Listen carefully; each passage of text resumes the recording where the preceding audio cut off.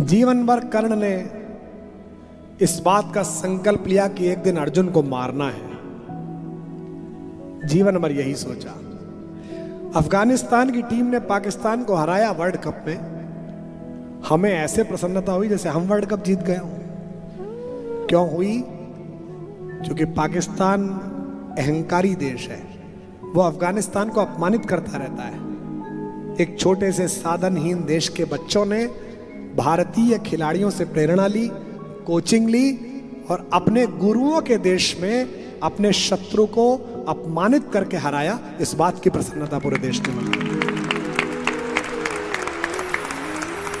कारण इस कहानी में अफगानिस्तान है। वो जीवन भर सोचता था कि मेरे अपमान का कारण ये अर्जुन है। अगर आज अर्जुन ना होता तो मैं द्रोणाचार्य का शिष्य होता। अगर आज अर्जुन ना होता तो विश्व मुझे नंबर 1 का धनुर्धर मानता। और जब माता कुंती युद्ध से पहले दिन कर्ण सेनापति बना, रात्रि में चुपचाप उसके शिविर में गई और उससे कहा, बेटा मैं तुझे बताने आई हूं कि मैं तेरी मां हूं। कर्ण तो जानता ही था, कर्ण को बता चुके थे श्री कृष्ण। तो उसने कहा कि आपने बता दिया तो ठीक है, अन्यथा मुझे पता था। तो उन्होंने कहा मैं तुझसे कुछ मांगने आई हूं। कर्ण ने कहा कि ठीक है, आप भी मांग लो। मैं तो सोचता था कि मैं दानी हूं, पूरी दुनिया मांगती है, कभी वो दिन आएगा कि मेरी माँ आएगी तो मैं मांगूंगा। पर चलो मैं इतना अभागा हूं कि माँ भी मांगने आई है तो माँ को भी दे दूंगा। मांगो क्या मांगती हो। माँ ने कहा तू अपने भाइयों को मत मारना। कर्ण ने कहा ये वादा नहीं कर सकता, पर एक वादा करता हूं। दुनिया के लिए तुम 5 पुत्रों की मां हो। महाभारत के बाद भी, युद्ध के बाद भी तुम 5 पुत्रों की मां रहोगी। अगर 4 बेटे आपके मेरे सामने आए तो मैं उन्हें मारूंगा नहीं, पराजित करके छोड़ दूंगा। लेकिन अर्जुन आया तो उसका वध करूंगा। लेकिन वध करते ही अपने शस्त्र छोड़ दूंगा और पूरी दुनिया को कहूंगा कि कुंती मेरी मां है। तब भी आपके 5 बेटे रहेंगे, अब भी आपके 5 बेटे हैं। युद्ध ऐसे समय में आकर खड़ा हो गया जहां कर्ण और अर्जुन आमने सामने आ गए। घंटों युद्ध चला, न वो कम न ये कम। कई बार बैडमिंटन में आप देखते हैं ना, रैली कहते हैं उसे, रैली चलती है, आदमी की गर्दन दुख जाती, इधर इधर इधर उधर। और जब बाद में कहीं जाके शटल गिरती है तो पूरा स्टेडियम शोर मचाता है। वहां कवि दिनकर ने इसका वर्णन किया। जब खांडव प्रस्थ से, जंगल से अर्जुन अपनी मां को और भाइयों को लेकर आ रहे थे तो रास्ते में एक सर्पणी दिखाई दी थी, एक सांप दिखाई दिया। कुंती सबसे आगे थी। बेटे माओ को लेके और भाई बहनों को लेके प्रोटेक्टिव होते हैं थोड़े। तो अर्जुन ने आगे बढ़ के उस सर्पणी को उठाया और उसको आग में फेंक दिया ताकि किसी को काट ना पाए। जब उसने फेंका तो उसी समय सर्पणी को प्रसव हुआ, आकाश में, हवा में, और एक बच्चा उस अंडे से फूट के नीचे गिरा, एक नया सांप। उस सांप का नाम था अश्वसेन।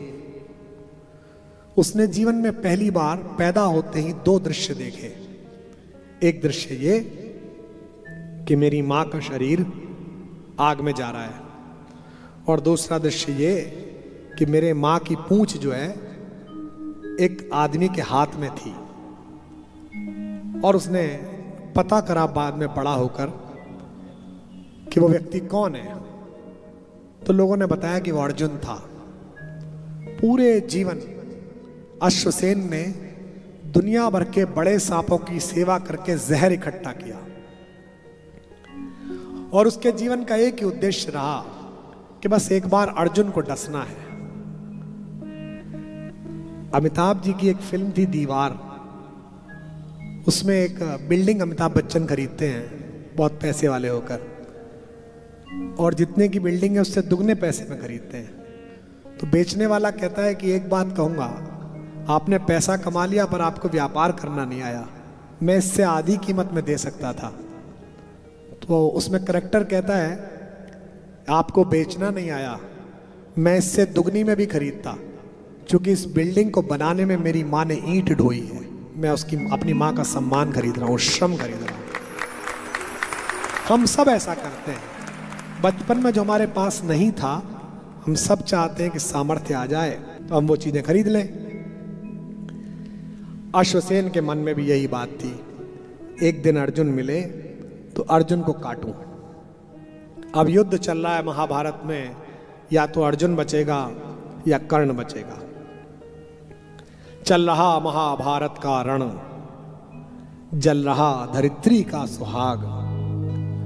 युद्ध चल रहा है, कर्ण और अर्जुन लड़ रहे हैं, दोनों के रथ आमने सामने हैं, बीच में आग जली हुई है, क्योंकि अलग अलग तरीके के गोले बारूद हैं। चल रहा महाभारत का रण, जल रहा धरित्री का सुहाग। फट कुरुक्षेत्र में खेल रही नर के भीतर की कुटिल आग। बाजियों गजों की लोथों में गिर रहे मनुज के छिन्न अंग। बह रहा चतुष्पद और द्विपद का रुधिर मिश्र हो एक संग। गत्वर गैरय सुधर भूधर से लिए रक्त रंजित शरीर। थे जूझ रहे कौन्तेय कर्ण क्षण क्षण करके गर्जन गंभीर। दोनों रणकुशल धनुर्धर नर, दोनों संबल, दोनों समर्थ, दोनों पर दोनों की अमोघती विशिक वृष्टि हो रही व्यर्थ। कोई ना हार रहा है ना कोई जीत रहा है। कृष्ण भी परेशान है, मामा शल्य जो कर्ण का रथ चलाते हैं वो भी परेशान है। अचानक कर्ण ने अपने तरकश में तीर निकालने के लिए हाथ डाला, और जैसे ही तीर निकाला, तीर के ऊपर एक सांप लपटा हुआ आया। उसने बाहर निकलकर कहा, कहता कि कर्ण में अश्वसेन, ओ कर्ण मेरा नाम अश्वसेन है, मैं दुनिया के सबसे जहरीले सांपों से भी ज्यादा जहरीला हूं, और आज तेरा और मेरा दुश्मन एक है। तुझे लड़ने की जरूरत ही नहीं है, मैं आग को पार नहीं कर सकता। तो बस इतना कर, इसी तीर पर मुझे लपेट कर अर्जुन के रथ पर फेंक दे और फिर लड़ने लग। अर्जुन तुझसे लड़ रहा होगा, मैं पीछे से जाके उसे काटूंगा, वो मर जाएगा, मेरा भी बदला पूरा हो गया, तेरा भी बदला पूरा हो गया। ये जो बिटिया है साल्लुखे, बेटा तू इसकी जगह होती तो क्या करती? कि चलो काम निपटे, एक ही मामले में दोनों काम सेट हो रहे हैं, इसका भी दुश्मन खलास, ये तो बोलते ना मराठी में खलास, और अपना भी दुश्मन खलास। नहीं, दुश्मन तो खलास हो जाता बेटा, पर दुश्मन के साथ साथ आत्मा भी खलास हो जाती है। अश्वसेन ने कहा, मैं अश्वसेन विश्रुत भुजंग का स्वामी हूं, जन्म से पार्थ का शत्रु परम तेरा बहुविध हितकामी हूं। बस एक बार कर कृपा धनुष पर चढ़ शरव्य तक जाने दे, उस महाशत्रु को अभी तुरंत चंदन में मुझे सुलाने दे। कर वमन गरल जीवन भर का संचित प्रतिशोध उतारूंगा, तू मुझे सहारा दे बढ़कर मैं अभी पार्थ को मारूंगा। अब कर्ण के उत्तर पर झूम जाइए। राधे जरा हंसकर बोला, राधा का लड़का, राधे जरा हंसकर बोला, रे कुटिल बात क्या कहता है, नर का समस्त साधन जय का अपनी बाहों में रहता है। तेरी सहायता से, ये चरित्र है कर्ण का जो मैं राम के मंच पर कर्ण को याद कर रहा हूं, तेरी सहायता से जय तो मैं अनायास पा जाऊंगा, आने वाली मानवता को पर क्या मुंह दिखलाऊंगा।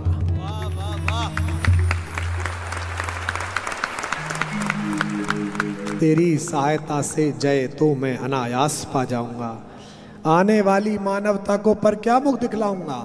संसार कहेगा जीवन का सब सुकृत कर्ण ने क्षार किया, प्रतिभटके वध के लिए नीचने सर्पों का सहाय लिया।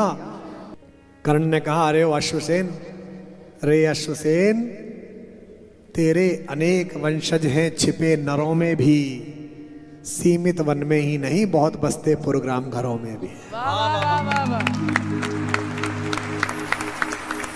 ये नरभुजंग मानवता का पथ कठिन बहुत कर देते हैं।